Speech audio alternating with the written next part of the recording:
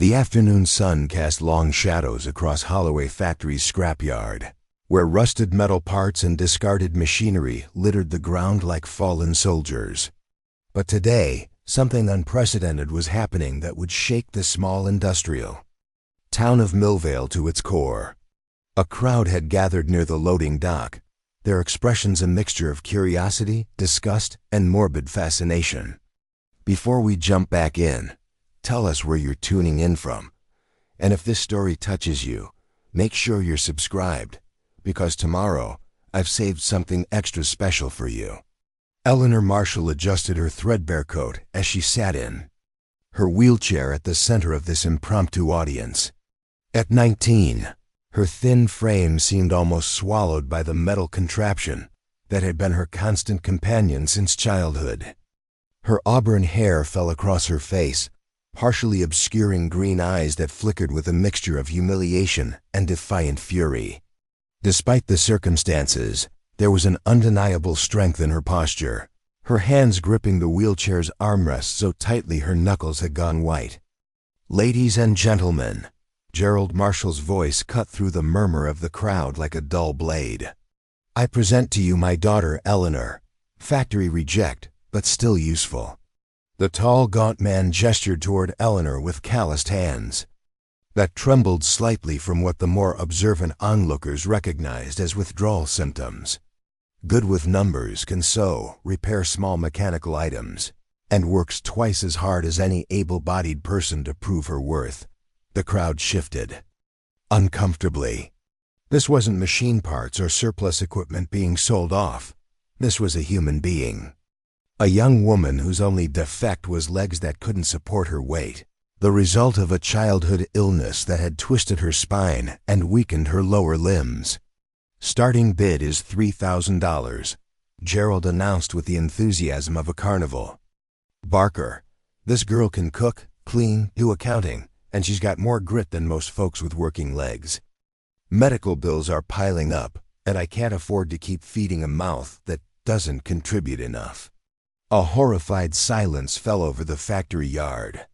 Even the machinery behind them seemed to sense the wrongness of the moment and had fallen.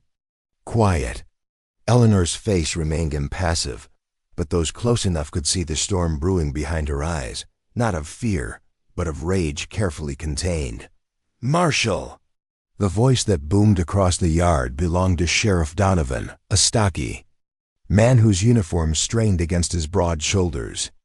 "What exactly do you think you're doing here?" Gerald's eyes darted nervously toward the law enforcement officer. "Nothing illegal, Sheriff. Just trying to find my girl a good placement where she can earn her keep. The medical bills are piling up, and I can't afford to keep feeding a mouth that doesn't contribute." Sheriff Donovan finished for him, disgust evident in his tone. "I heard you the first time. You can't auction off a human being, you damned fool. This isn't the Dark Ages." "It's not slavery," Gerald protested, sweat beading on his forehead. "It's like an apprenticeship. Someone takes her in, teaches her a trade, gives her purpose. Better than her sitting around my place being useless." The crowd began to murmur angrily. Millvale was a factory town where people had built their lives on hard work and integrity. The disgust on their faces was palpable. Useless? Eleanor finally spoke, her voice carrying across the yard with surprising strength. "I've been managing your books for 5 years. Dad, I've been repairing machinery that brings in more money than your drinking ever could. I've been cooking your meals and maintaining your house while you've been gambling away every penny we earn." Gerald's face flushed red. "Shut your mouth, girl. You don't get to talk back to me in front of these people." "Why not?" Eleanor's green eyes flashed with defiance. "What are you going to do? Sell me twice?" A few people in the crowd chuckled nervously, but the tension was thick enough to cut with a knife. From the back of the gathering, a tall figure moved forward, his imposing frame casting a long shadow across the dusty ground. Isaiah Blackwood approached with the unhurried confidence of a man who knew his own strength. At 45, his broad Shoulders and powerful arms spoke of decades spent at the forge.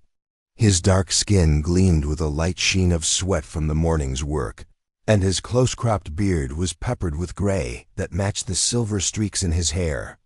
The town's master blacksmith commanded respect without having to demand it. "Marshall," Isaiah's deep voice rumbled like distant thunder, "I think you need to reconsider what you're doing here." Gerald's eyes widened slightly when he recognized Isaiah Blackwood. Everyone in 3 counties knew about Blackwood Forge. From delicate decorative ironwork to industrial-grade machinery parts, if it could be made from metal, Isaiah could craft it with a precision that bordered on artistry. "Mr. Blackwood," Gerald stammered, attempting to sound respectful, "this is just a business arrangement, you understand. Nothing personal." "Business arrangement?" Isaiah's voice carried the quiet authority that came from decades of mastery. "You're trying to sell your own flesh and blood like factory surplus. There's nothing businesslike about it. It's just plain wrong." Eleanor looked up at Isaiah with surprise. In her 21 years, very few people had ever stood up for her. Most folks either pitied her or ignored her entirely. But this man, this stranger, was facing down her father on her behalf. "Now hold on just a minute," Gerald's voice took on a defensive edge. "You don't know our situation. This girl has been nothing but a burden since she got sick. Medical bills, special equipment, modifications to the house. I've spent every penny I had trying to take care of her. I can't do it anymore. When did I get sick?" Eleanor asked, though she knew the answer all too well. Gerald hesitated, but Eleanor continued. "I was 7 years old, Dad, and it wasn't just getting sick, it was polio. While you were working the swing shift at the factory, Mom and I were quarantined. She nursed me through the fever, and when she caught it herself, there was no one to care for her." The crowd's murmur grew louder and more hostile. Several people began shaking their heads in disgust. "So let me understand this correctly," Isaiah said, his voice deadly calm. "Your daughter survived polio through no help of yours, lost her mother to the same disease, and now you want to sell her because you can't afford the consequences of your own negligence?"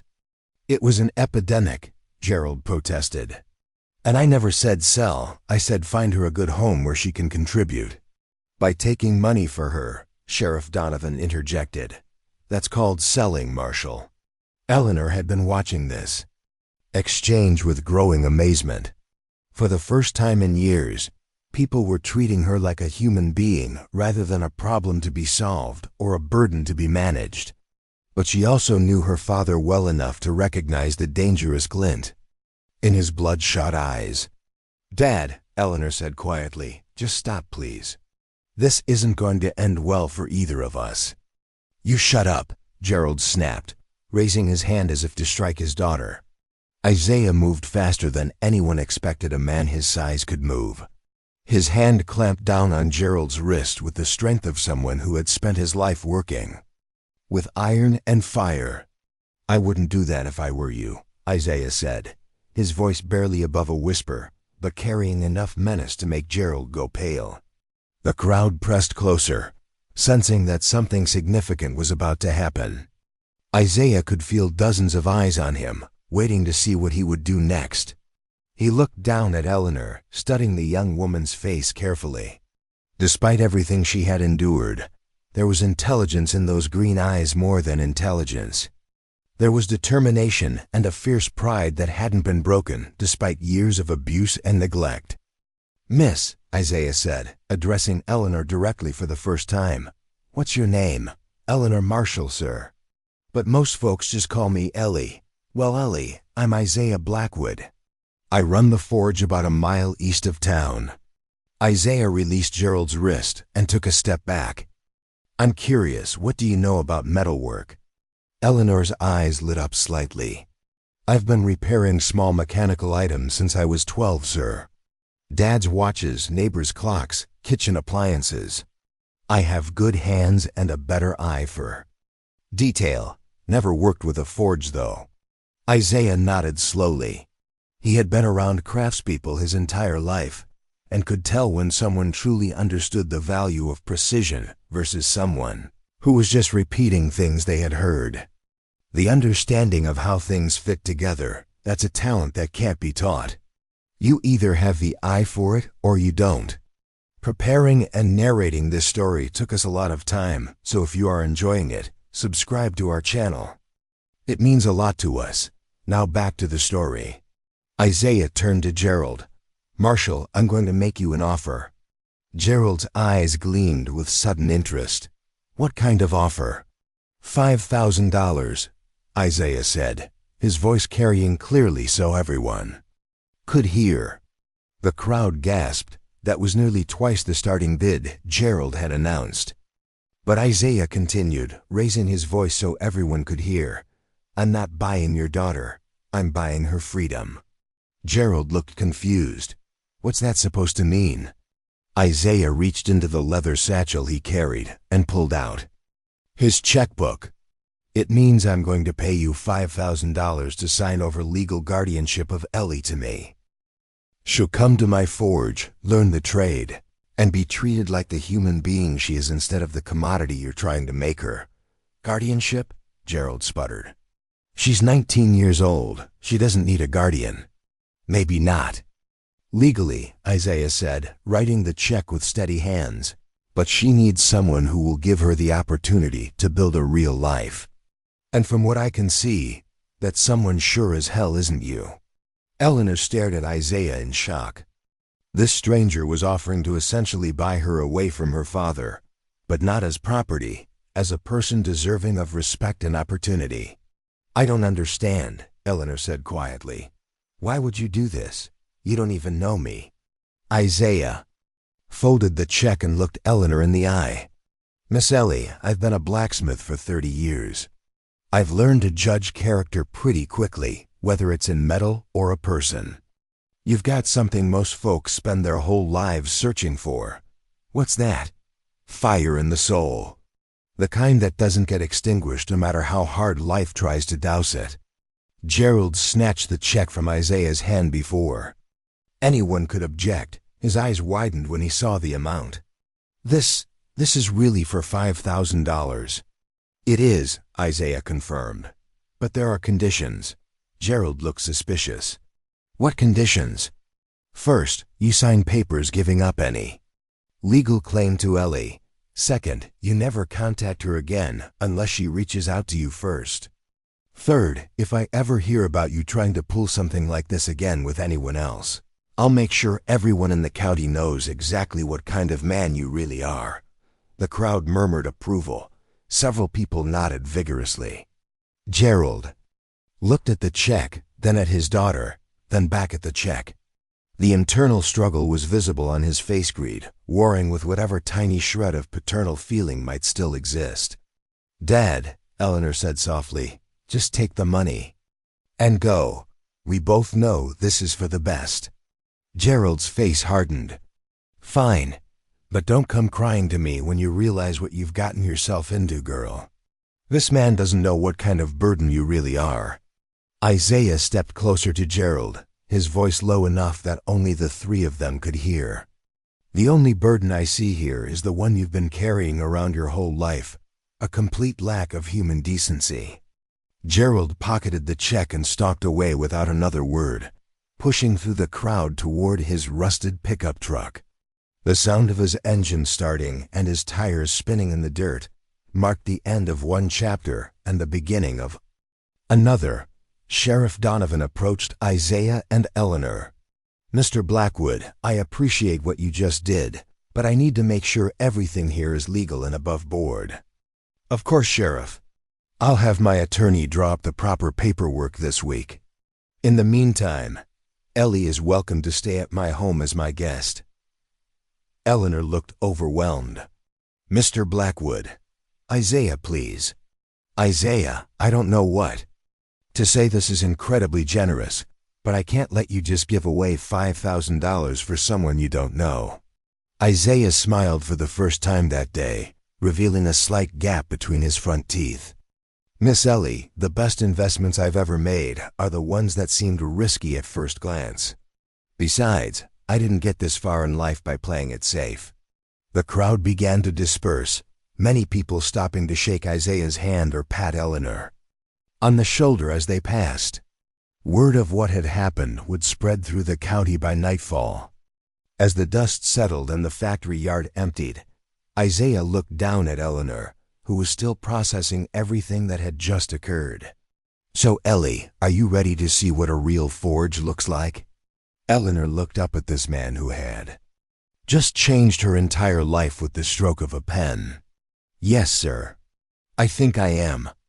As Isaiah loaded Eleanor's wheelchair into the back of his truck and helped her into the passenger seat, neither could have imagined how this impulsive act of kindness would transform both of their lives in ways they never could have anticipated. The 15-minute drive to Blackwood Forge passed mostly in comfortable silence, with Eleanor staring out the window at the changing landscape. The industrial grimness of the factory district gradually gave way to rolling countryside, with trees beginning to show the first hints of autumn colors. Isaiah occasionally pointed out landmarks or properties of interest, but he seemed to sense that his new guest needed time to process what had just happened. As they turned down a long gravel driveway lined with ancient oak trees, Eleanor's breath caught in her throat. At the end of the path stood a large stone building with a steep slate roof, smoke rising from multiple chimneys. Adjacent to it was a beautiful two-story farmhouse, painted a warm cream color with dark green shutters. The property was surrounded by well-maintained gardens and several outbuildings, including what appeared to be a stable and a large workshop. "How long have you owned this place?" Eleanor asked, breaking the silence for the first time since they'd left the factory. "My grandfather built the original forge in 1882, Isaiah replied, pride evident in his voice. "My father expanded it in the 1940s, and I've been adding to it since I took over 30 years ago. 4 generations of Blackwoods have worked this iron." Eleanor tried to imagine what it would be like to have that kind of legacy, a family history built on craftsmanship and creativity rather than disappointment and broken promises. The closest thing to family tradition she'd experienced was her father's consistent pattern of failure and blame. As they pulled up to the main house, a woman emerged from the front door. She appeared to be in her early 40s with warm brown skin and her hair styled in elegant braids pulled back in a practical arrangement. She wore a paint-splattered apron over casual clothes, and when she smiled, Eleanor could see the genuine warmth in her expression. "That's my sister Naomi," Isaiah said, waving to the woman. "Naomi, come meet Ellie." Naomi approached the truck with the confident stride of someone comfortable in her own skin. As Isaiah helped Eleanor transfer from the truck to her wheelchair, she waited patiently, without hovering or offering unwanted assistance. "Ellie, this is my younger sister, Naomi Blackwood." "Naomi, this is Eleanor Marshall." Naomi extended her hand with a firm handshake. "Welcome to Blackwood Forge, Ellie. Isaiah called me from the road and told me what happened. I'm glad you're here." "Thank you, ma'am," Eleanor replied, still somewhat overwhelmed by the kindness she was experiencing. "I appreciate you welcoming a stranger into your home." "Nonsense," Naomi said with a dismissive wave. "Isaiah has been known to bring home strays before injured birds, abandoned dogs, even a baby fox once. Though I have to admit, you're the first one who can actually hold a conversation." Eleanor couldn't help but smile at that, and Isaiah chuckled as well. "Come on," Naomi continued. "Let me show you around and get you settled. I've prepared the guest room on the first floor. It has its own bathroom and direct access to the garden. Isaiah had it modified years ago when our mother needed a wheelchair after her stroke." As they made their way into the house, Eleanor was struck by the lived-in comfort of the place. Artwork covered nearly every wall, beautiful paintings that she would later learn were Naomi's creations. The furniture was sturdy and well-made rather than fashionable, and everything spoke of a home that had been built with intention and care. "This is beautiful," Eleanor said as they passed through the living room. "You can feel the history in this place." Naomi smiled. 4 generations will definitely leave their mark on a house. Isaiah and I grew up here with our parents and grandparents. After Mom and Dad passed, we decided to keep living together. He has his forge, I have my art studio, and we share the responsibility of maintaining the family legacy. You're an artist? Eleanor asked, noticing the paintings with new appreciation. I teach art at the community college and sell my work at galleries in the city, Naomi explained. Not as practical as Isaiah's ironwork, perhaps, but we've found that art and craft complement each other rather well. The guest room Naomi showed her was larger than Eleanor's entire living space back at her father's house.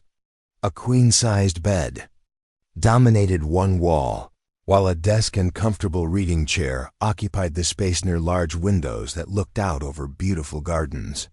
The bathroom was clearly designed for accessibility, with grab bars and a roll-in shower. I hope this will be comfortable for you, Naomi said.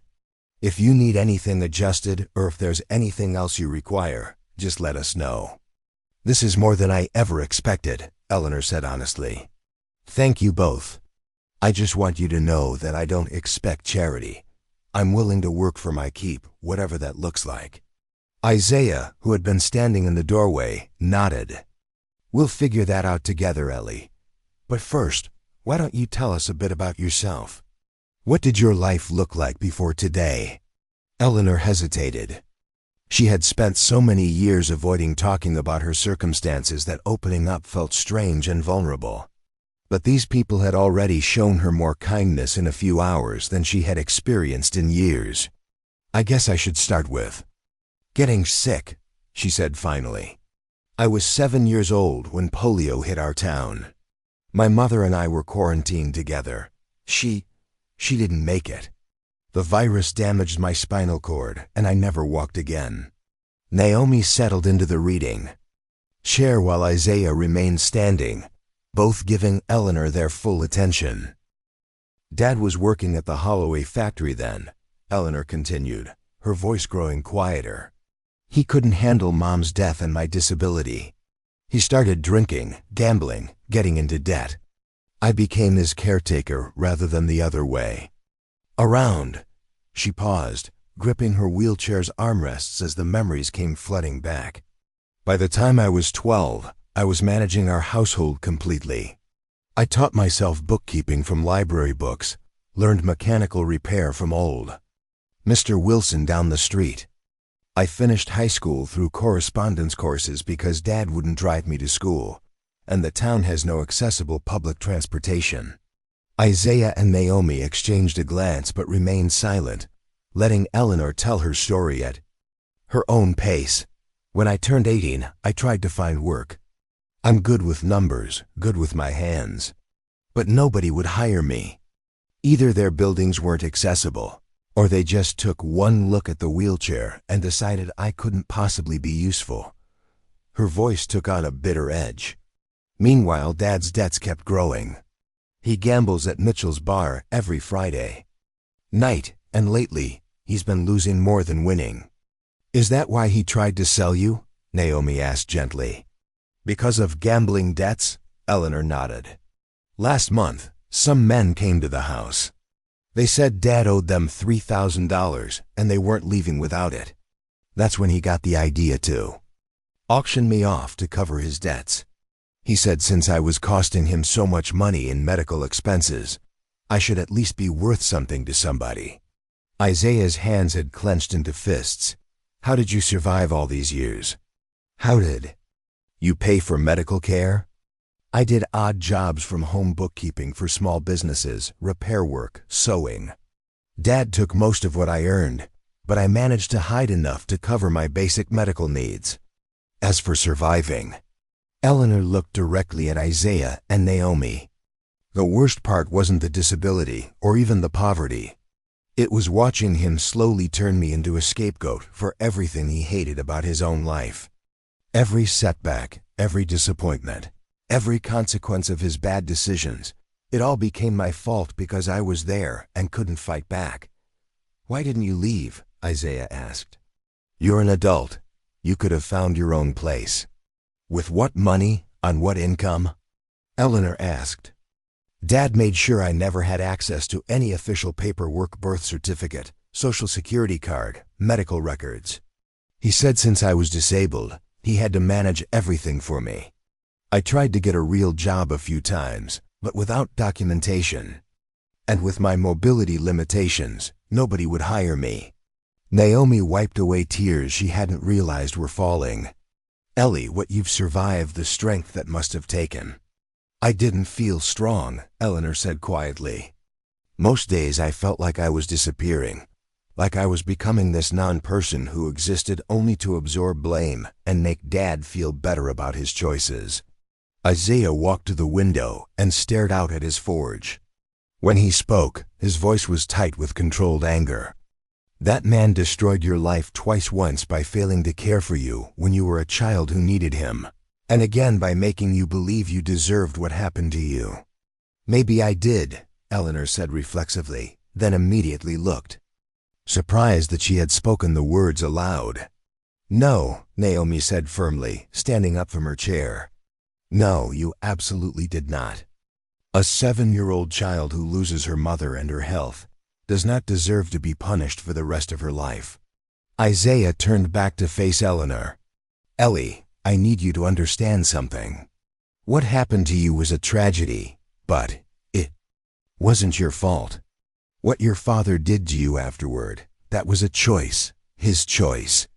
Every day for 12 years he chose to blame you instead of taking responsibility for his own actions. Eleanor felt something shifting inside her chest, a loosening of a knot she hadn't even realized was there.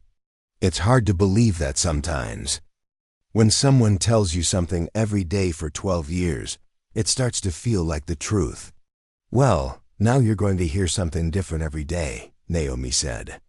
You're going to hear that you have value, that you have potential, and that what happened to you doesn't define what you can become. Isaiah nodded. And you're going to have the chance to prove it to yourself. Tomorrow, I want to show you. The forge. I want to see what you can do when you're not working under the shadow of someone else's resentment. Eleanor felt a surge of something she hadn't experienced in years, hope. Not the desperate, grasping hope of someone praying for rescue, but the quiet confidence that maybe, just maybe, her life could actually get better.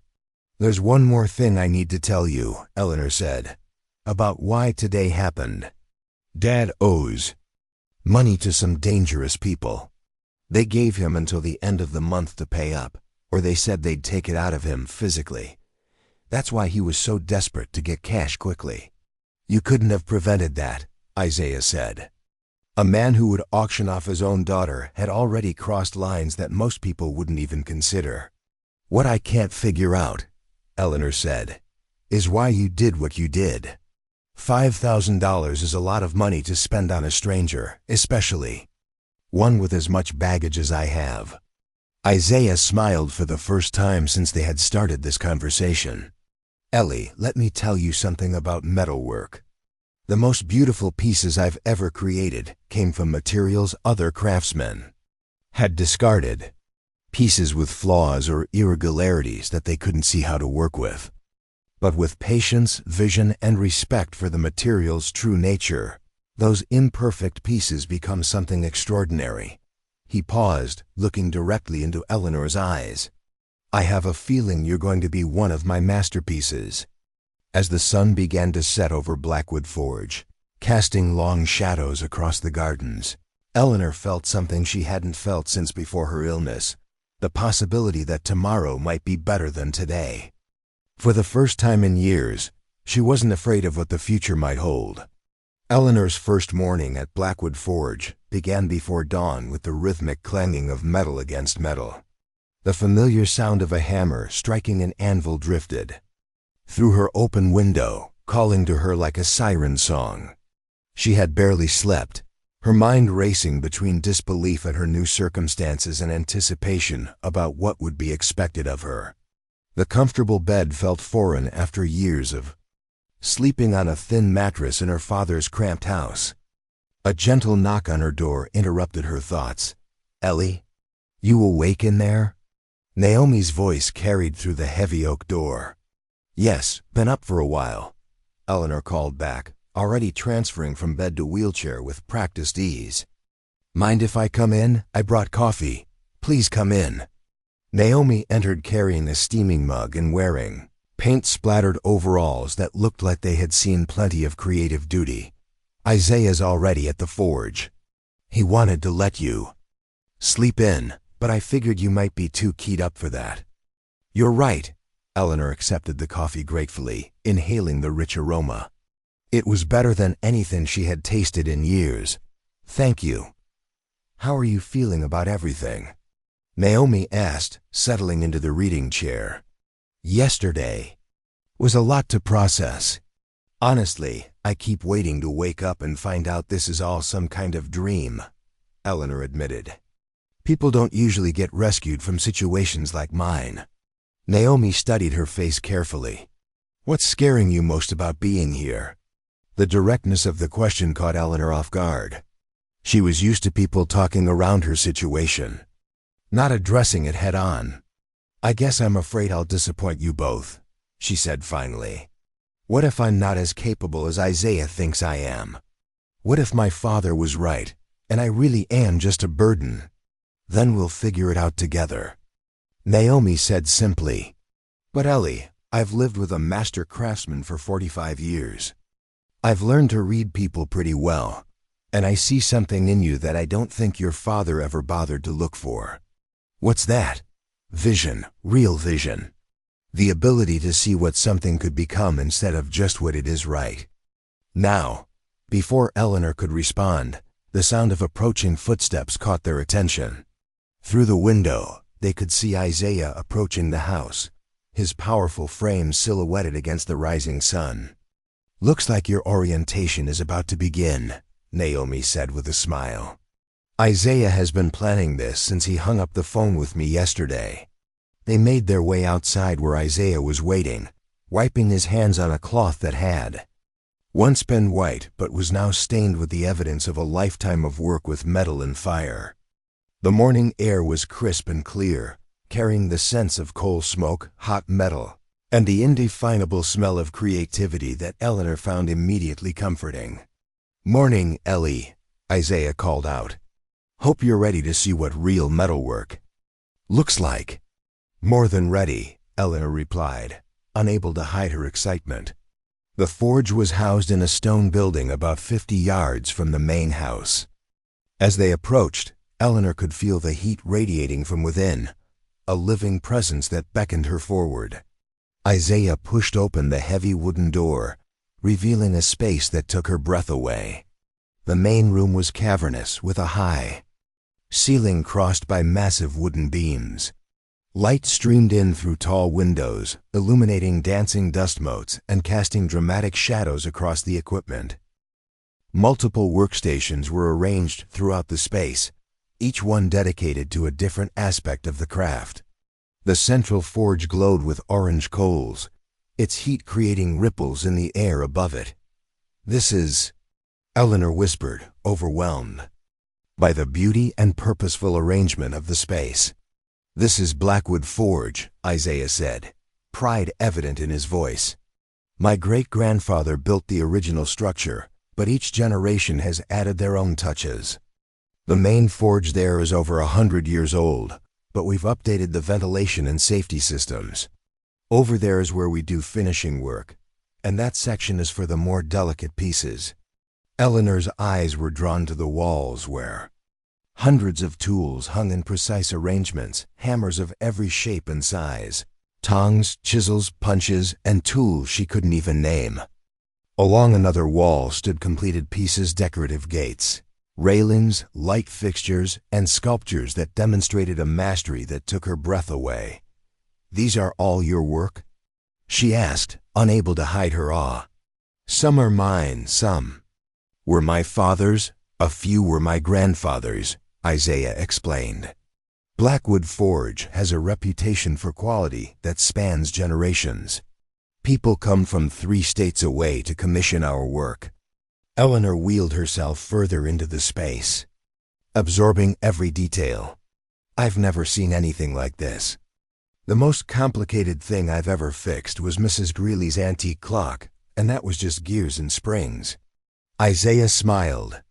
Gears and springs require precision and patience, two qualities essential to good metalwork. Today, I want to see what you can do. He led her to a workbench that had been lowered to wheelchair height. On its surface lay an assortment of small metal parts, tools, and what appeared to be technical drawings. Naomi lowered this bench last night, Isaiah explained. We can adjust it further if needed. This first project is fairly simple, a decorative door knocker for a client in the city. I want you to study the design, familiarize yourself with the components, and then tell me how you would approach it. Eleanor looked up at him in surprise. You're not going to demonstrate first. I want to see how your mind works.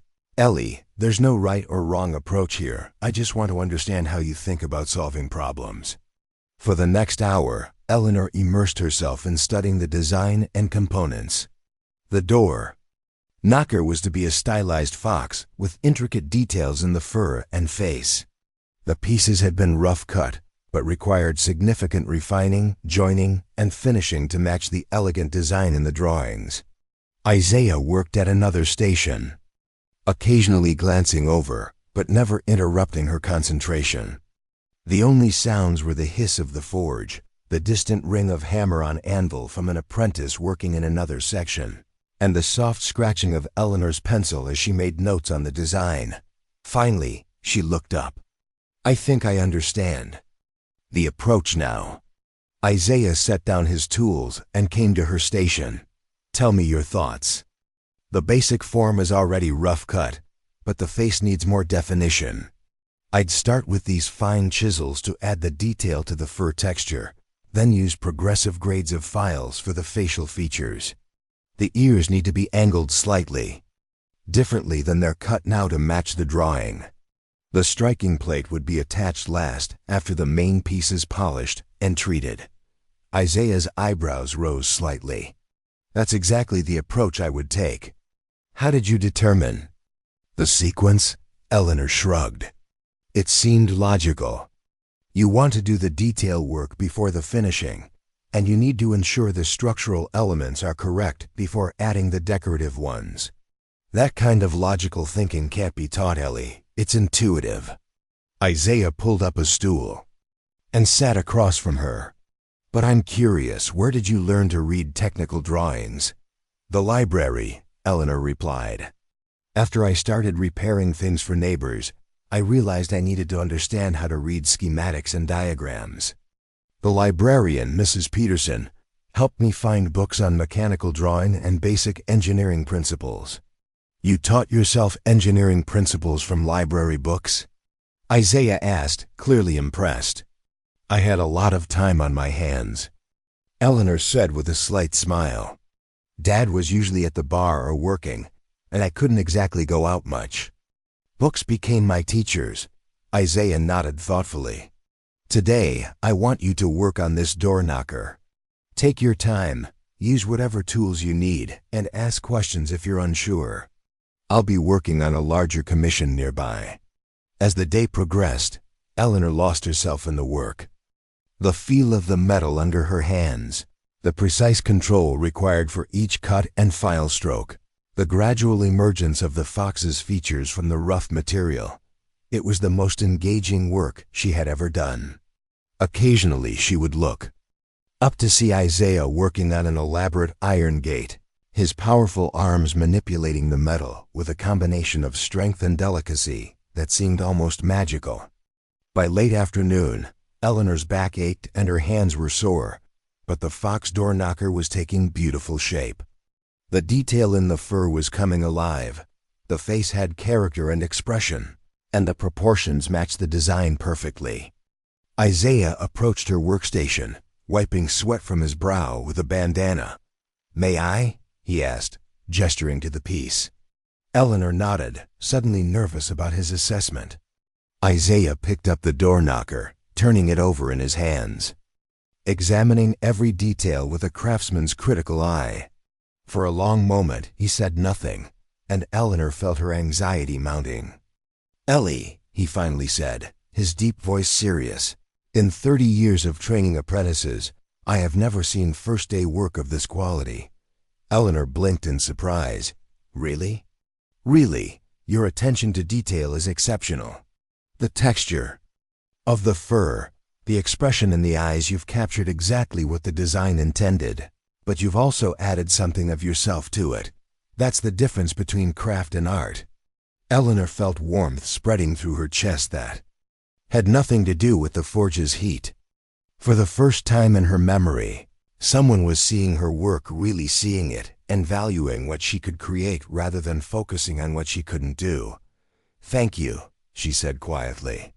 "I enjoyed every minute of it." "It shows," Isaiah replied. "When someone loves the work, it speaks through their hands into the material." He set the piece back down gently. "Tomorrow we'll finish it together. I'll show you our patination techniques to give it the proper coloring and luster." As they cleaned up the workspace, Naomi appeared at the forge door. "How did it go?" she asked, looking between them. Isaiah grinned. "We found our new design specialist." That evening, over a dinner that tasted better than anything Eleanor could remember eating in years, Isaiah and Naomi shared stories about growing up at Blackwood Forge. They told her about their father, a stern but fair man who had demanded excellence but also celebrated creativity, and their mother, a former schoolteacher whose love of learning had filled the house with books and whose health challenges later in life had taught the family about adaptability and perseverance. "That's why we had the accessible guest room," Naomi explained. "After Mom's stroke, she needed a wheelchair for the last 5 years of her life. Dad modified the house himself, widened doorways, built ramps, lowered countertops in her art studio." "Your art studio now," Isaiah added. "Yes, my studio now," Naomi agreed with a smile. "Mom always said that the stroke taught her to see the world differently, to appreciate details she'd rushed past before, to find new ways of doing things she'd taken for granted." Eleanor absorbed this information with growing understanding. "That's why you weren't uncomfortable with my wheelchair yesterday. You'd already lived with someone who used one." "Exactly," Isaiah said. "Mom used to say that her wheelchair wasn't a limitation, it was just a different way of moving through the world." "I've never thought of it that way," Eleanor admitted. "My father always made it seem like the chair was the problem, not the lack of accessibility. That's because it was easier for him to blame the chair, and by extension, you than to adapt his own thinking or behavior," Naomi said gently. "It's a common reaction, unfortunately. People fear what challenges their perception of normal." After dinner, they moved to the comfortable living room where a fire crackled in the stone fireplace despite the mild evening. Isaiah settled into a worn leather armchair while Naomi curled up on the sofa with a sketchbook. "Ellie," Isaiah said, his voice taking on a more serious tone, "there's something Naomi and I discussed last night after you went to bed." Eleanor felt her stomach tighten with anxiety. Whatever they had discussed, it sounded important. "We want to make you an offer," Isaiah continued. "Not just a job, but a real opportunity." "What kind of opportunity?" Eleanor asked cautiously. "An apprenticeship," Isaiah replied. "A formal, traditional apprenticeship in the Blackwood tradition. 5 years of training, during which you would live here, learn every aspect of the craft, and gradually take on more responsibility in the business." Eleanor stared at him, certain she had misunderstood. "You want me to become a blacksmith?" "But I can't, I mean, the physical demands. Traditional blacksmithing requires significant upper body strength." "Yes," Isaiah agreed. "But Blackwood Forge isn't just about traditional methods. We combine centuries-old techniques with modern approaches and technology. Your skills would be perfect for design work, fine detail execution, and certain specialized techniques that require precision more than strength. But an apprenticeship? After seeing me work for just 1 day?" Naomi looked up from her sketchbook. "Isaiah has trained dozens of apprentices over the years.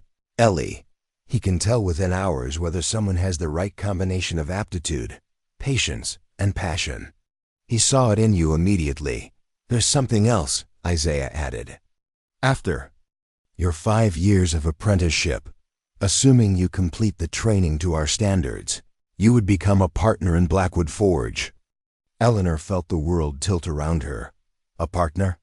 But what about your family? Surely you have relatives who should inherit the business. My son Marcus is a software engineer in Seattle, Isaiah said. My daughter Leah is a doctor in Chicago. Neither of them has any interest in taking over the forge. Naomi's children are similarly established in their own careers.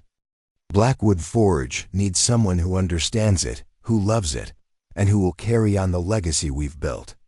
But you barely know me, Eleanor protested. I could be, unreliable or dishonest, or you could be, Isaiah agreed. But I don't think you are. More importantly, I think this forge could give you something you've never had: a real purpose and a real future. Eleanor's mind reeled. 24 hours ago, she had been trapped in an abusive situation with no prospects and no hope. Now, these virtual strangers were offering her not just a job but a legacy. Why? She asked quietly. Why would you do this for someone you just met? Isaiah and Naomi exchanged a look that spoke of decades of shared decisions and mutual trust. Because, Naomi said, sometimes the family you choose is stronger than the family you're born into. And because we believe that good people deserve good things even when life has been unfair to them. There are conditions, Isaiah added. This isn't charity, and it's not going to be easy. You'll have to prove yourself every day. You'll need to learn every aspect of the business metallurgy, design principles, client relations, business management. You'll need to earn the respect of our other employees, some of whom have been with us for decades. Eleanor nodded slowly. And what happens if I fail? What happens if I can't live up to what you expect? Then we'll figure out what went wrong and fix it, Isaiah said simply. Ellie, failure is part of learning. The only real failure is giving up before you've given yourself a chance to succeed. Eleanor looked around the warm, comfortable room. So different from the cold, cluttered house where she had spent the last 12 years. She thought about the fox door knocker taking shape under her hands, the satisfaction she had felt seeing it come to life. She thought about the way Isaiah and Naomi looked at her, not with pity or impatience, but with genuine respect and expectation. Yes, she said finally, her voice stronger than she had ever heard it. Yes, I accept your offer. Isaiah's face broke into a broad smile, the first truly unguarded expression Eleanor had seen from him. Welcome to Blackwood Forge, apprentice. The next morning, Eleanor met the forge's 4 other employees.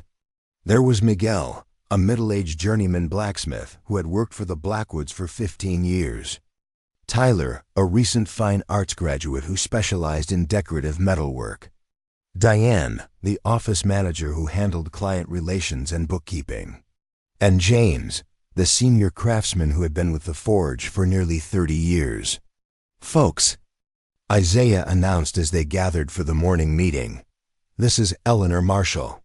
Starting today, she's our new apprentice, focusing on design work and fine detail execution. The reactions were mixed. Miguel and Tyler seemed merely curious, while Diane offered a warm welcome. James, however, studied Eleanor with obvious skepticism, his eyes moving from her face to her wheelchair and back again. Isaiah, James said, his voice gruff but not unkind, can I have a word in private? As the 2 men stepped away, Eleanor felt a knot forming in her stomach. She could guess what James was concerned about. Don't worry about James, Diane whispered, coming to stand beside Eleanor's wheelchair. He questions every decision Isaiah makes initially. It's just his way. Once he sees your work, he'll come around. I hope so, Eleanor replied, watching as Isaiah and James engaged in what appeared to be an intense but quiet conversation. When they returned, James approached Eleanor directly. Isaiah tells me you did that fox door knocker yesterday. He sighed, nodding toward her work from the previous day, which had been placed on a display stand during the morning meeting. Yes, though it's not finished yet, Eleanor replied, trying to keep her voice steady. James picked up the piece, examining it with the critical eye of someone who had been judging craftsmanship for decades. He turned it over in his hands, tested. The weight and balance ran his thumb over the textured fur details. "I've been working here since before Isaiah took over from his father," James said finally. "In that time, I've seen dozens of apprentices come through those doors. Some had formal training, some had natural talent, some had both. But I've never seen first-day work with this level of detailed execution." He set the piece down carefully and extended his hand to Eleanor. "Welcome to Blackwood Forge, Ms. Marshall. I look forward to seeing what you can do when you really know what you're doing." Eleanor felt a weight lift from her shoulders as she shook James's hand. "Thank you. I have a lot to learn, and I'm eager to start." As the team dispersed to their various workstations, Isaiah guided Eleanor to a new area that had been set up. Overnight, the workbench had been perfectly positioned for her wheelchair, with tools arranged within easy reach and a set of technical drawings pinned to a board at eye level. "This will be your primary station," Isaiah explained, "though you'll rotate through different areas as your training progresses. Today, I want you to finish the Fox door knocker with James. He's our finishing specialist. Nobody does patinas and surface treatments better. After that, I want you to start studying these design books. Understanding the history and evolution of decorative metalwork is as important as mastering the technical skills."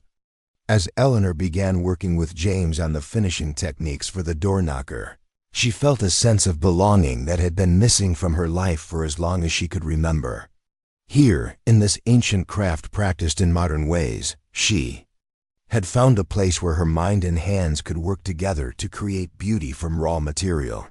By the end of her first week at Blackwood Forge, Eleanor had finished the Fox door knocker to James's exacting standards, begun learning the fundamentals of metallurgy from Miguel, and started her first original design project under Isaiah's guidance.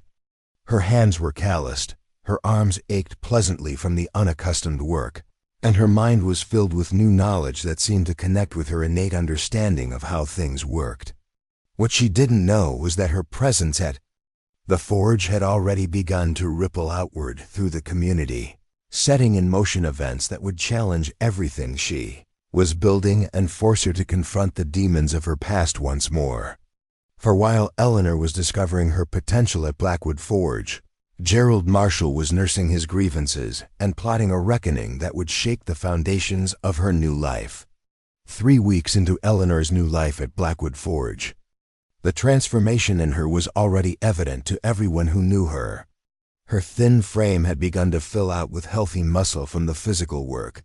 Her complexion glowed with vitality instead of the pallid exhaustion that had marked her face for years, and her green eyes sparkled with a confidence that grew stronger each day. Even her auburn hair, now regularly washed and trimmed by Naomi, gleamed in the sunlight that streamed through the forge's tall windows. But the most remarkable change was in her spirit. Eleanor moved through the world with a new sense of purpose, approaching each challenge with the quiet determination of someone who had discovered her calling. The hesitation and fear that had shadowed her expressions had been replaced by focused concentration and occasional flashes of genuine joy when a piece came together exactly as she had envisioned it. "You're a natural at this," Isaiah commented one afternoon as he reviewed her latest design sketches for a commission, an elaborate set of fireplace tools for a historic mansion in the city. "The way you've balanced function and form here is something most designers take years to master." Eleanor smiled, still not entirely comfortable with praise, but learning to accept it. "The materials tell you what they want to become if you listen carefully enough." Isaiah laughed, a deep, resonant sound that filled the forge. "You sound like my grandfather. He used to say that metal has a memory and a will of its own. Our job isn't to force it, but to negotiate with it." "I think he was right," Eleanor replied, running her fingers over the drawing of an intricately designed poker with a handle shaped like intertwining branches. This piece, for instance, I could see it wanted to echo the natural world, to bring the forest inside. From his workstation across the forge, James looked up with grudging approval.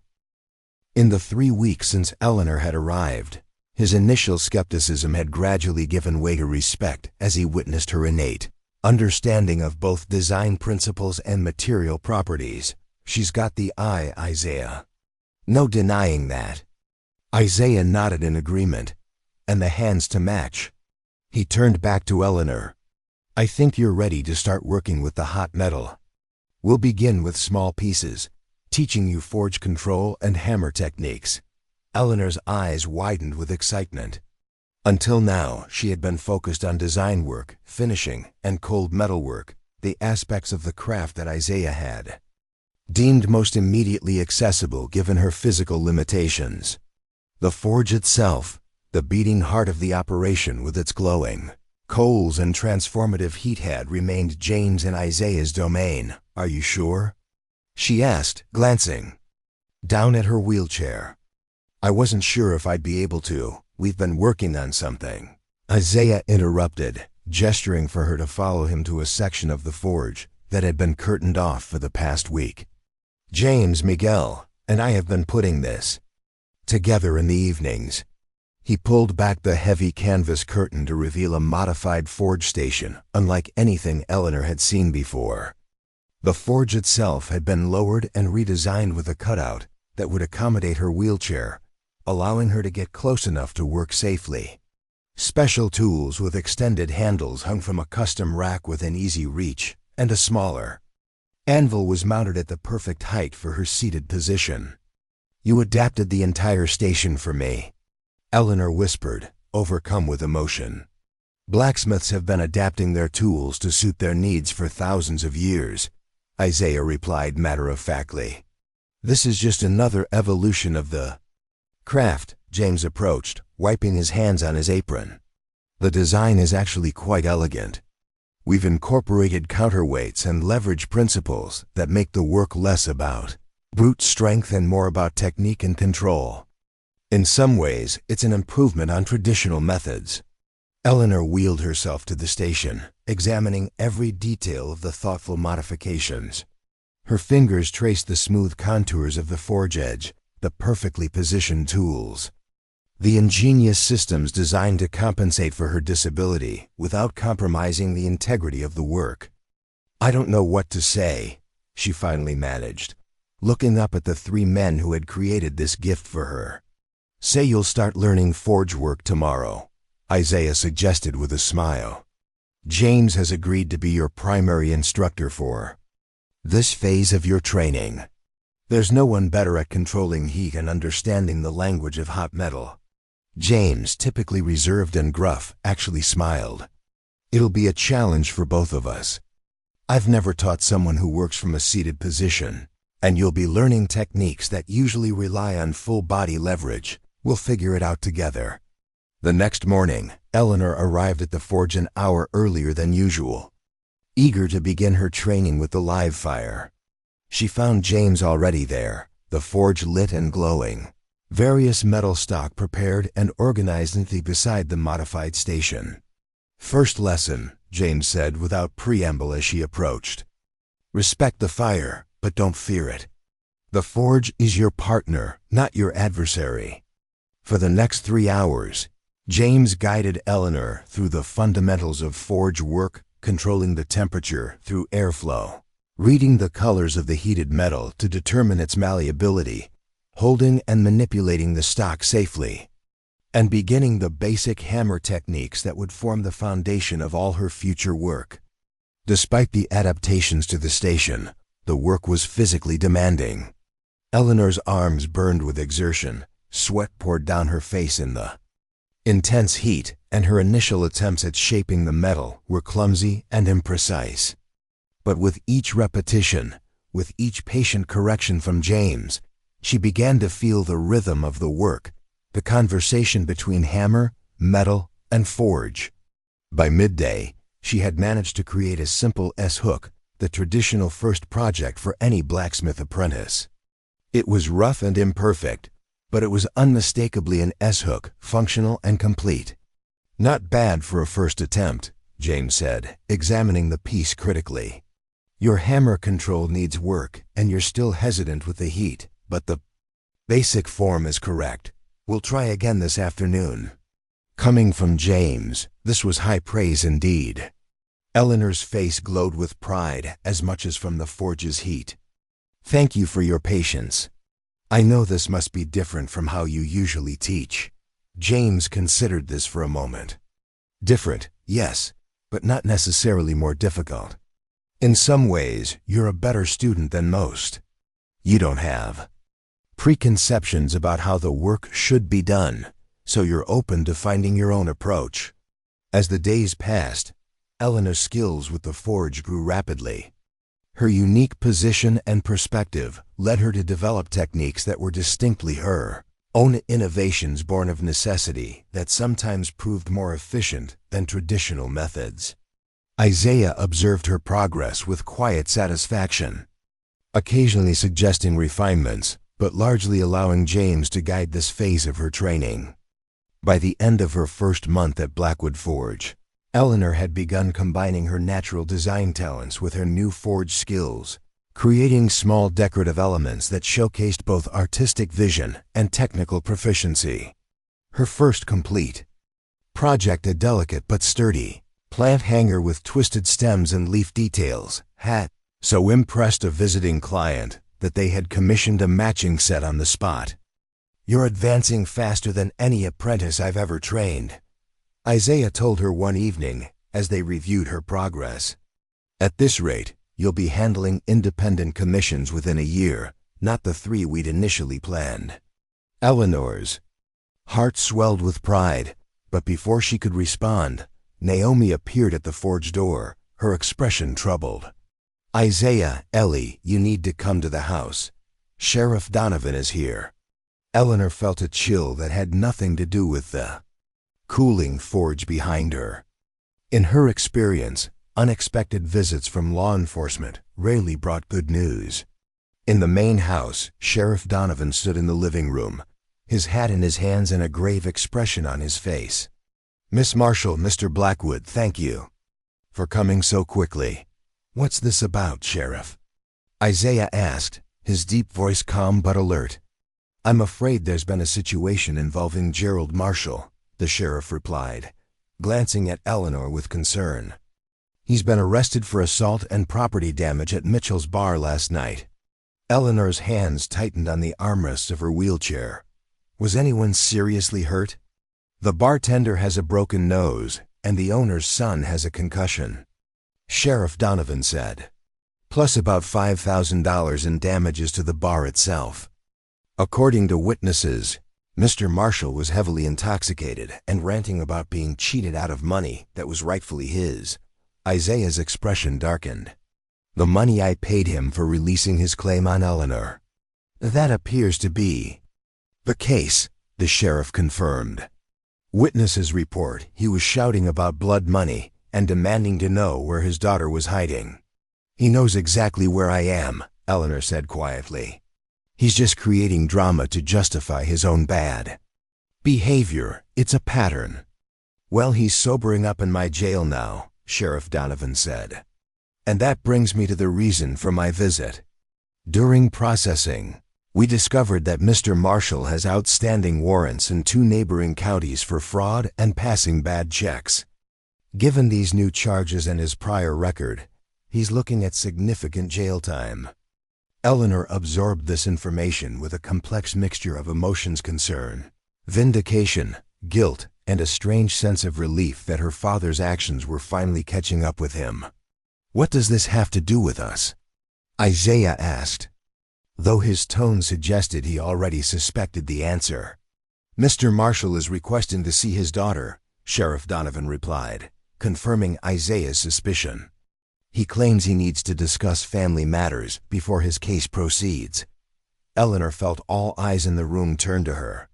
She knew she was under no obligation to visit her father legally or morally, but a part of her wondered if confronting him might provide some kind of closure to that chapter of her life. "What do you think I should do?" she asked, looking up at Isaiah. "That's entirely your decision, Ellie," he replied without hesitation. "If you want to see him, Naomi or I would be happy to accompany you. If you don't, we'll support that choice too." Naomi knelt beside Eleanor's wheelchair, taking her hand. "Whatever you decide, remember that you're in control now. He has no power over you unless you give it to him." Eleanor considered her options carefully. The woman she had been a month ago would have complied immediately, conditioned by years of submission to her father's demands. But she wasn't that woman anymore. Blackwood Forge had already begun to remake her, just as she was learning to reshape metal with fire and intention. "I'll see him," she decided finally. "Not because he deserves it, but because I need to show him and myself that I'm not afraid of him anymore." The county jail was a stark utilitarian building on the outskirts of town. As Isaiah's truck pulled into the visitors' parking area, Eleanor felt her resolve wavering slightly. This would be her first time seeing her father since the day of the attempted auction, the day her life had changed irrevocably. "I'll be right outside the whole time," Isaiah assured her as he helped her transfer to her wheelchair. "If at any point you want to leave, just say the word." Sheriff Donovan met them at the entrance and escorted them through security. "He's in the visitation room. There's a guard present, and the conversation will be monitored. You'll be completely safe." Eleanor nodded, straightening her shoulders as she wheeled herself forward.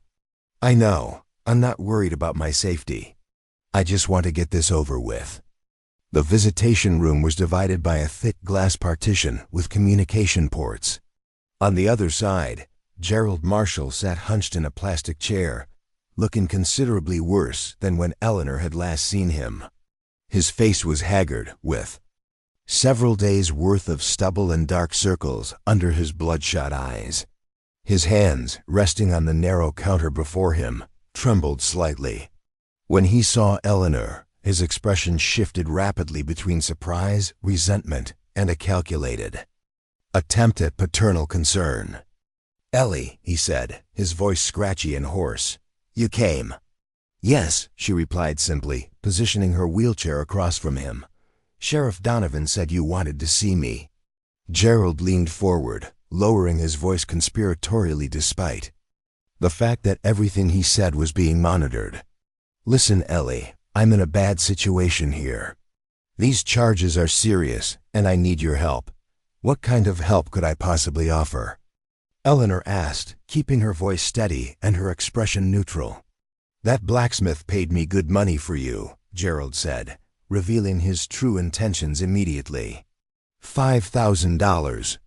I need that for bail and a decent lawyer, or I'm looking at years in prison."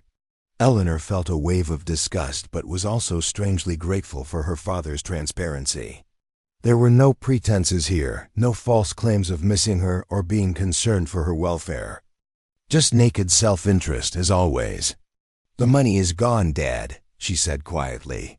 "You gambled it away within a week of receiving it. Mitchell told me you were flashing the check around the bar the same night, buying rounds for everyone and placing bets you couldn't cover when you lost." Gerald's face flushed with anger. "That's not true.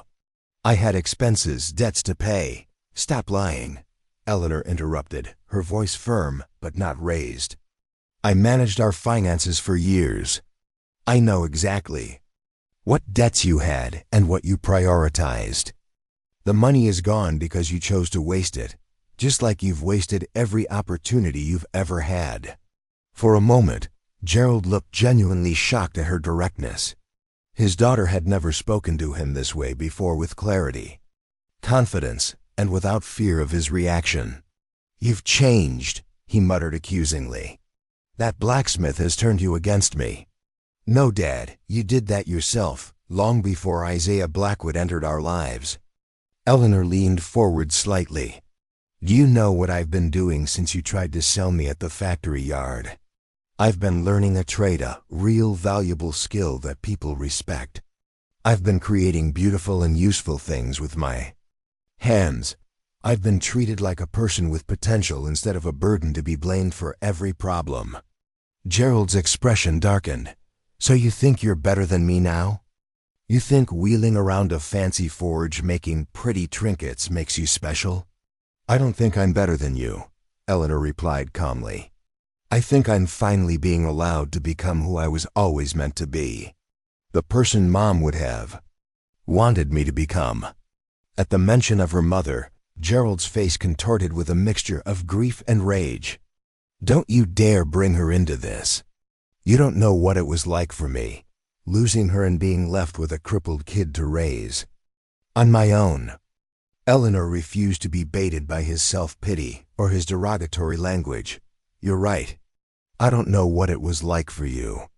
But I do know what it was like for me, a 7-year-old who lost her mother and then had to become the parent in our household because you refused to step up. She paused, gathering her thoughts. I didn't come here to argue or to judge you, Dad. I came because I wanted to see for myself that I'm not bound by your choices anymore.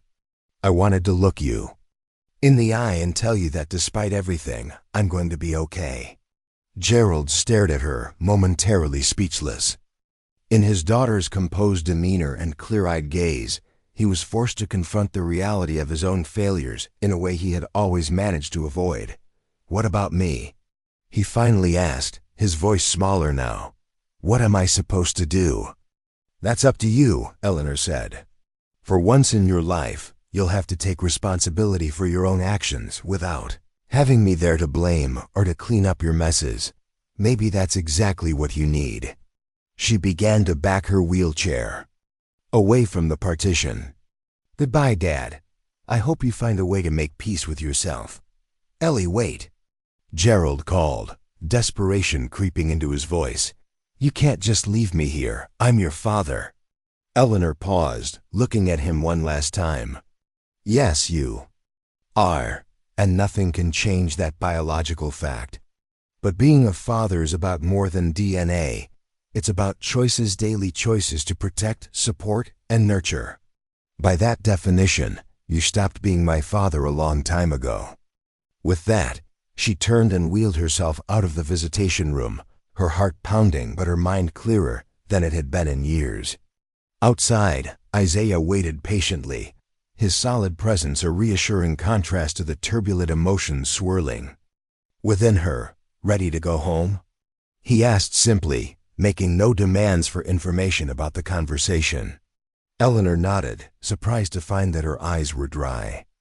There were no tears left for the relationship that had died long before today's final acknowledgement of its end. Yes, I have work to finish at the forge. The drive back to Blackwood Forge passed in comfortable silence, Isaiah respecting Eleanor's need to process what had just occurred. It wasn't until they were nearly home that she finally spoke. He wanted the money, she said. That's all. Not to check on my welfare, not to apologize, just to get bail money. Isaiah nodded, unsurprised. Some people never change, Ellie. They keep making the same mistakes and blaming everyone but themselves. I used to think I was like him, Eleanor admitted. That I had inherited some fundamental flaw that made me unworthy of love or respect. Now I realize that we're nothing alike. Every hardship in my life made me more determined to create something meaningful, while he used his hardships as excuses to destroy everything around him.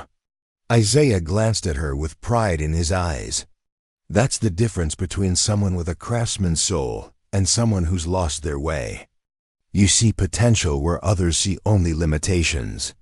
As they pulled up to the forge, Eleanor could see James working at his station, the glow of hot metal illuminating his focused expression. Miguel was instructing Tyler on a complex joinery technique, their heads bent together over a partially completed gate panel. The sight filled her with a sense of belonging that she had never experienced before. Community of creators all dedicated to bringing beauty and function into the world through their shared craft. I want to make something special, she said. Suddenly, an idea forming in her mind. Something that tells my story not as a victim, but as someone who was forged by fire and emerged stronger. Isaiah smiled, recognizing the spark of creative inspiration. The best art comes from authentic experience. What are you thinking? A sculpture, Eleanor replied, her mind already sketching the design. A phoenix rising from broken chains, but with elements that suggest a wheelchair, not as a limitation, but as part of the bird's unique power and beauty. Ambitious for your current skill level, Isaiah observed, but not impossible, especially if we collaborate. James could help with the structural elements, and Naomi could advise on the artistic composition. As they entered the forge, the familiar heat enveloped Eleanor like an embrace. This was where she belonged now, among the fire and metal, among people who valued creation over destruction, growth over stagnation. Her father's choices had led him to a jail cell, but her own choices were leading her toward mastery and self-discovery. That evening, as she began sketching the phoenix sculpture, Eleanor felt a weight lift from her shoulders that she hadn't even realized she was carrying. The final ties to her past had been severed, leaving her free to forge her future with the same careful intention she now applied to her metalwork. Naomi found her still working late into the night, surrounded by increasingly refined drawings of the phoenix design. "This is powerful, Ellie," she said, studying the sketches. "You're not just creating art. You're reclaiming your narrative." Eleanor looked up, her green eyes bright with creative energy. "For so long, my story was defined by what happened to me, the polio, the wheelchair, my father's neglect. But that's not who I am. It's just what I've overcome." Naomi squeezed her shoulder gently. "The strongest metal is that which has been through the hottest fire. You're living proof of that." As she finally prepared for bed, Eleanor placed her final sketch on the bedside table. The phoenix she had designed incorporated elements of her wheelchair as part of its wings and talons, transforming what many saw as a symbol of limitation into a source of strength and flight. In the bird's eyes, she had captured a fierce determination that mirrored what she now recognized in herself. Tomorrow she would begin transforming this vision from paper to metal, from concept to reality. Just as Blackwood Forge was transforming her from a discarded factory reject into a craftsman with purpose and potential. The fire that had once threatened to consume her had instead become the source of her rebirth.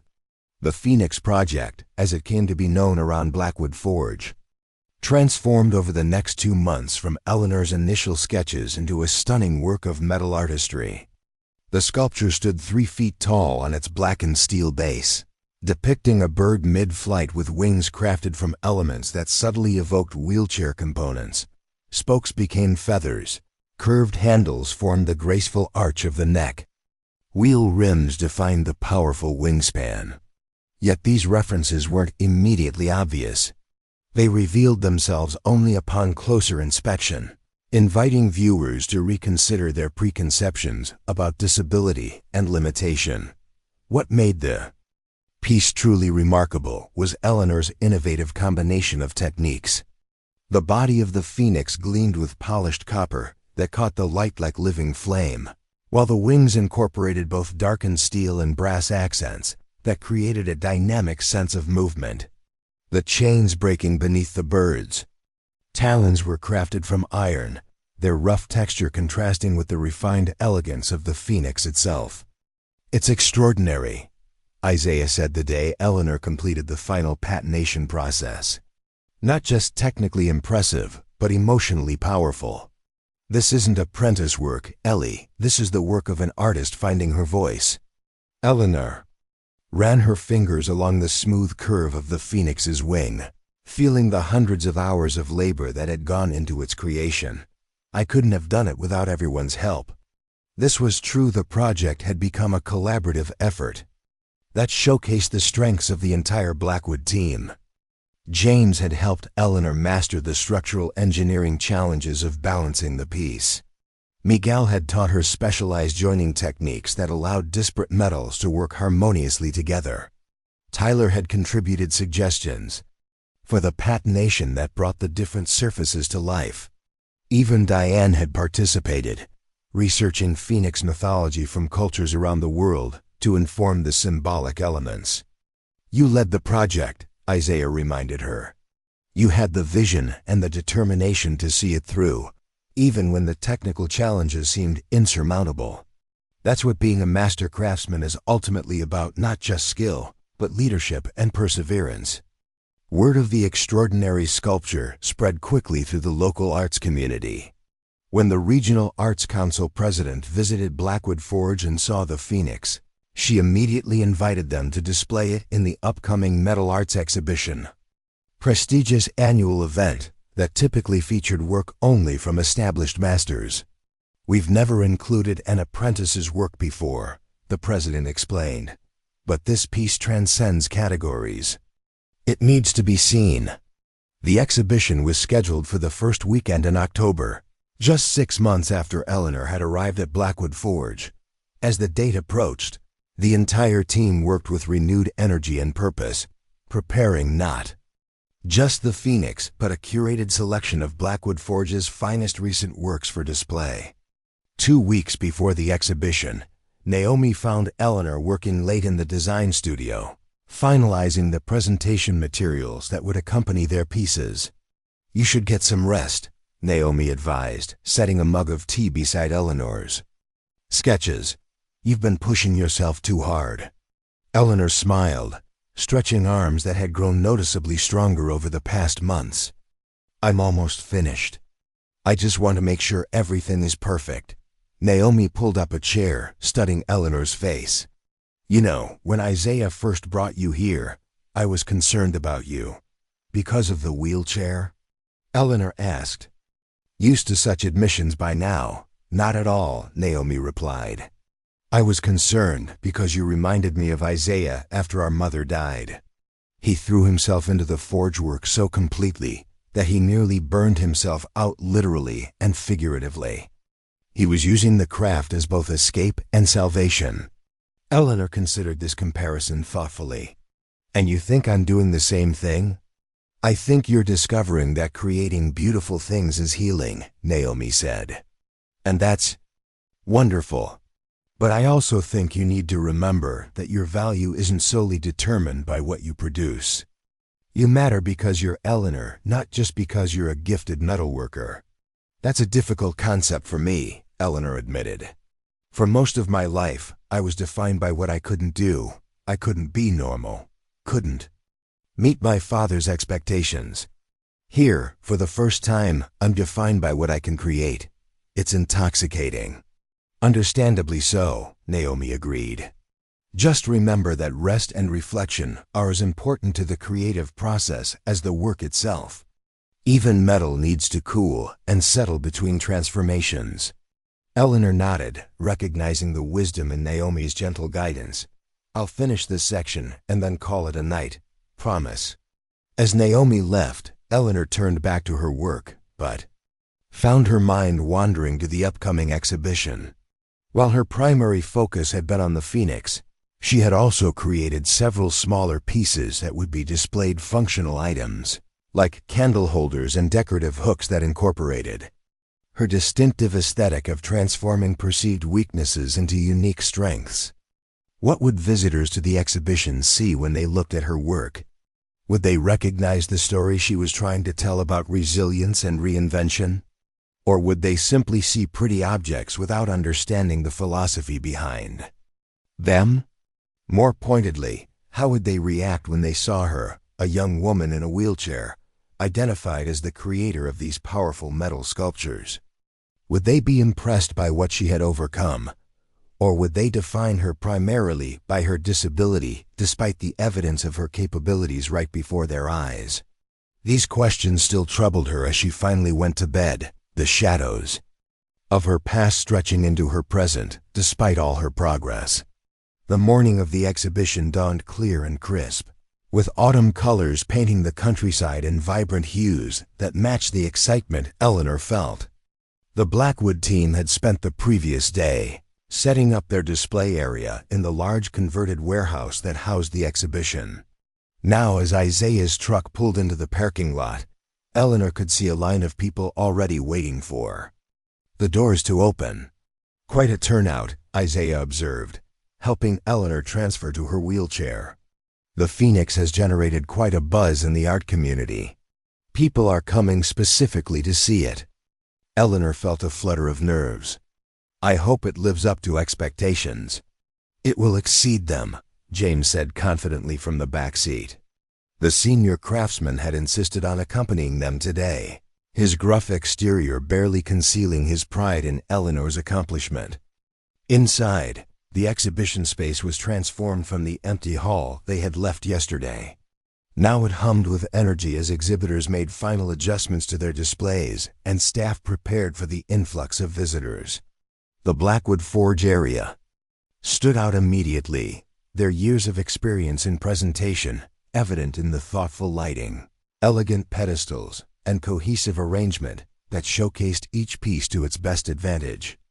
At the center, elevated slightly above the other works, the Phoenix caught the light and seemed almost to move with it, the carefully applied patinas creating an illusion of flames rippling through the metal feathers. Beside it, a discreet placard identified the creator as Eleanor Marshall, apprentice blacksmith, Blackwood Forge, along with the title, Phoenix Rising, Transformation Through Fire. It's even more powerful in this setting, a voice observed from behind them.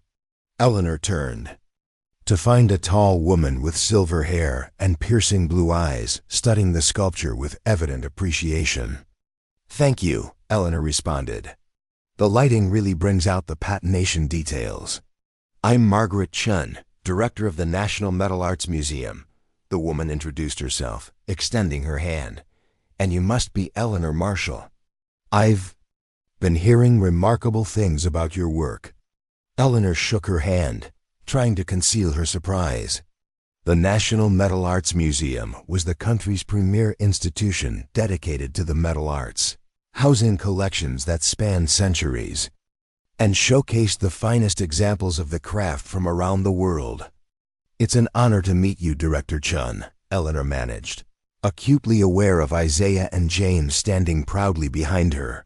The honor is mine, Margaret replied. It's rare to encounter a new voice in our field with such a distinctive perspective. Your integration of wheelchair elements into the Phoenix design creates a powerful statement about transformation and the redefinition of perceived limitations. Eleanor blinked in surprise. You recognize that? Most people don't notice those references until they're pointed out. I've spent my life studying how artists encode meaning into material, Margaret smiled. But more importantly, I use a wheelchair myself, so perhaps I'm more attuned to those visual cues. For the first time, Eleanor noticed the sleek modern wheelchair partially concealed by Margaret's elegant coat. A wave of emotion passed through her, not pity or even solidarity, but a simple recognition of another person who navigated the world in a similar way. Would you be willing to tell me about your creative process? Margaret asked. I'm particularly interested in how you've adapted traditional blacksmithing techniques to work from a seated position. As Eleanor described the modified forge station and the techniques she had developed, she noticed a small crowd gathering around them, listening with evident interest. Among them were several young people using mobility aids, crutches, braces, and one young man in a wheelchair similar to her own. Have you considered teaching workshops? Margaret asked when Eleanor had finished explaining a particularly innovative hammer technique she had developed. There are many aspiring craftspeople with disabilities who might benefit from your adaptive approaches. The question caught Eleanor off guard. Teaching? I'm still an apprentice myself. I have so much more to learn. The best teachers are often those still actively engaged in their own learning, Margaret observed. They remember what it's like to struggle with new concepts and techniques. Isaiah stepped forward. Ellie has a natural gift for explaining complex processes in accessible terms. We've already noticed that in her interactions with clients and visitors to the forge. The exhibition doors opened to the public before Eleanor could respond, and soon the hall was filled with art enthusiasts, collectors, and curious community members. Throughout the day, the Blackwood display remained consistently surrounded by admirers, with the Phoenix drawing particular attention and praise. Eleanor found herself explaining her work repeatedly, growing more confident with each conversation. She noticed that people initially approached with curiosity about the striking sculpture, but many stayed to ask about her personal journey once they realized she was the creator, rather than feeling exploited or defined by her disability, as she had feared. Eleanor discovered that sharing her story truthfully but selectively helped others connect more deeply with the art's message of transformation and resilience. Late in the afternoon, during a brief lull in visitors, Eleanor wheeled herself through the exhibition to view the other displays. She was admiring an intricate Damascus steel knife when she heard a familiar voice that made her blood run cold. "Well, well, look who's playing artist these days." Eleanor turned to find Gerald Marshall standing just a few feet away. He was dressed in clothes she didn't recognize, clean jeans and a button-down shirt that looked new, and he was sober, his eyes clear and his stance steady. But the bitter twist to his mouth was all too familiar.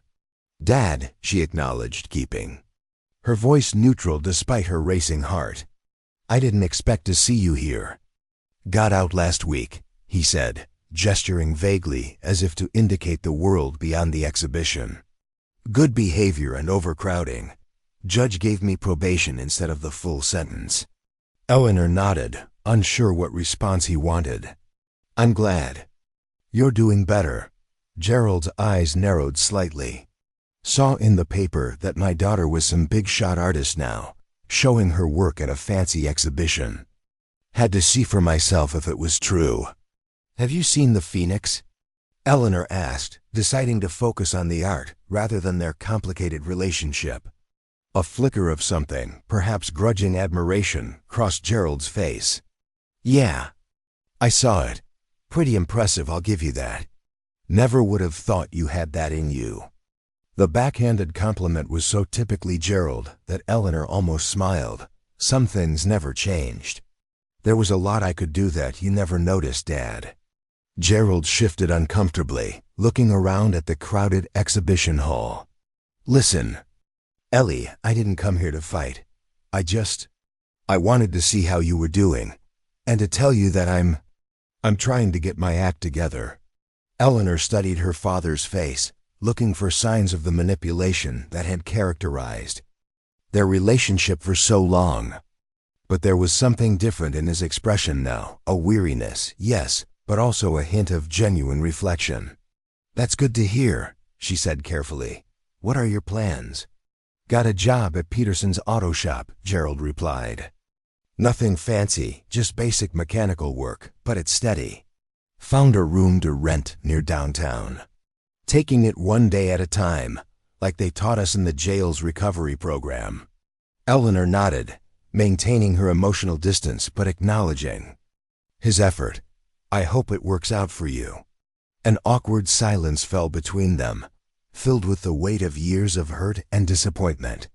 Finally, Gerald spoke again, his voice uncharacteristically hesitant. That thing you made. The bird, it's about you, isn't it? About what happened?" "Yes," Eleanor confirmed. "It's about transformation through difficult experiences. About finding strength in the very things that others perceive as weaknesses." Gerald looked down at his hands that had failed to protect her, failed to nurture her, failed in the most fundamental duties of a father. "I was one of those weaknesses, wasn't I? Something you had to overcome." The raw honesty of the question caught Eleanor by surprise. "Yes," she admitted, "you were. But overcoming that taught me resilience. It forced me to develop strengths I might never have discovered otherwise." Gerald nodded slowly, absorbing this truth without the defensive anger that would have characterized his response in the past. "I saw that blacksmith walking around earlier, the one who bought you away from me. He seems like a good man." "Isaiah is a good man," Eleanor agreed. "He saw potential in me when most people, including myself, could only see limitations." "I never saw your potential," Gerald acknowledged, the admission clearly costing him. I was too busy feeling sorry for myself to notice what was right in front of me. By the time I realized what I'd done, it seemed too late to fix it. Eleanor didn't rush to absolve him or to deny the truth of his words. It was too late for us to have a normal father-daughter relationship. Too much damage had been done. But it's not too late for you to build a better life for yourself. Gerald met her eyes directly for the first time. I don't expect forgiveness. Ellie, I just wanted you to know that I see it now what I threw away, and I'm proud of what you've become, even though I had nothing to do with it. Before Eleanor could respond, Isaiah appeared at her side, his imposing presence a silent statement of protection and support. Everything all right here, Ellie? He asked, eyeing Gerald with undisguised wariness. Yes, Eleanor assured him. My father was just leaving. Gerald nodded, taking a step back. Congratulations on the exhibition, Ellie. You deserve it. He turned to Isaiah. Take good care of her. She's stronger than either of us ever realized. As Gerald walked away, disappearing into the crowd, Eleanor felt not closure life rarely offered such neat conclusions, but a quiet settling, like metal cooling after being shaped by fire and force. Their relationship had been permanently altered, neither fully repaired nor completely destroyed, but transformed into something new that acknowledged both past damage and present reality. Are you okay? Isaiah asked gently when Gerald was gone. Eleanor nodded, surprised to find that she genuinely was. Yes, that was unexpected, but not unwelcome. I think he's finally starting to face himself honestly. And you, what are you feeling? Eleanor considered the question carefully. Relief, mostly. Relief that I can see him now without being diminished by his presence. Relief that I've built a life that's defined by what I create rather than by what happened to me. As they returned to the Blackwood display, Eleanor was met with exciting news. The Phoenix had been awarded the exhibition's Juror's Choice Award, the highest honor available and the first time it had ever been given to an apprentice's work. Even more significantly, Margaret Chen had expressed interest in acquiring the piece for the National Metal Arts Museum's permanent collection. This is unprecedented, James told her, his gruff voice uncharacteristically emotional. To go from apprentice to having your work in the National Collection, it just doesn't happen. But the most meaningful moment came later that evening, after the crowds had thinned and the exhibition was preparing to close. A young girl in a wheelchair, perhaps 12 years old, approached Eleanor with shy determination. "Excuse me," she said, her voice barely audible above the ambient noise. "Are you the one who made the Phoenix?" Eleanor smiled warmly. "Yes, I am. My name is Eleanor." "I'm Sophie," the girl replied. "I wanted to tell you that it's the most beautiful thing I've ever seen. My art teacher says I can't do sculpture because I can't stand at a table or use certain tools. But you did it, so maybe I can." "Too?" Eleanor felt her heart expand with sudden purpose. "Of course you can, Sophie. It might take some creativity and adaptation, but that just makes the art more interesting." Sophie's mother appeared beside her, eyes bright with unshed tears. "We drove 2 hours to see your piece after reading about it in the paper. You have no idea what it means to Sophie to see someone like her creating such powerful art." In that moment, Eleanor understood what Margaret Chun had been suggesting earlier. Her journey wasn't just about personal transformation or artistic achievement. It was about blazing a trail that others could follow, about demonstrating possibilities where others saw only obstacles. 6 months after the Metal Arts exhibition, Blackwood Forge had undergone its own transformation. What had once been a traditional blacksmithing operation, albeit an exceptional one, had expanded to include an educational component, the Adaptive Metalworking Program, with Eleanor Marshall as its founding instructor. The program occupied a newly renovated building on the Blackwood property, designed from the ground up to be fully accessible. and equipped with adaptive tools and workstations that could be customized to accommodate various physical needs. The first class of 6 students ranged in age from 15 to 62, each with different abilities and challenges, but all united by their desire to work with metal. Remember that the material will tell you how it wants to be shaped, Eleanor instructed as she moved between workstations in her wheelchair. Your job is to listen to it, to collaborate with it rather than trying to force it. Sophie, now her youngest and perhaps most promising student, was focused intently on a small copper pendant she was crafting, a miniature echo of the phoenix that had inspired her. I think it wants to be more curved here, she said, holding up the piece for Eleanor's inspection. I think you're right, Eleanor agreed. Trust your instincts. They're usually your hands understanding something that your mind hasn't fully processed yet. From the doorway, Isaiah watched with evident pride. At 56, his dark hair now showed significant streaks of silver, but his powerful presence was unchanged. Under his guidance, Eleanor had progressed from apprentice to journeyman in record time, her talent and dedication accelerating her mastery of the craft. But it was her work with the adaptive metalworking program that had truly revealed her unique gift, not just for metalcraft, but for teaching, for inspiring, for helping others transform their perceived limitations into distinctive strengths. You've created something remarkable here, Isaiah said when the class had ended and the students departed. Something that will outlast both of us. Eleanor wheeled alongside him as they headed back to the main forge, where the day's commissions awaited their attention. I couldn't have done it without you giving me that first chance. Without you seeing something in me that even I couldn't see, Isaiah shook his head. I just provided the opportunity. Ellie, you're the one who seized it and transformed it into something beyond anything I could have imagined. As they entered the forge, the familiar heat enveloped them like an old friend. The phoenix, which Eleanor had ultimately decided to keep at Blackwood rather than sell to the museum, occupied a place of honor near the entrance, its metal feathers catching the light from the forge fire and seeming to flicker with internal flame. Eleanor paused beside it, running her fingers along the smooth copper wing that incorporated elements of her first wheelchair. Sometimes I look at this and can hardly believe I made it. It seems like it was created by a different person. In a way it was, Isaiah observed.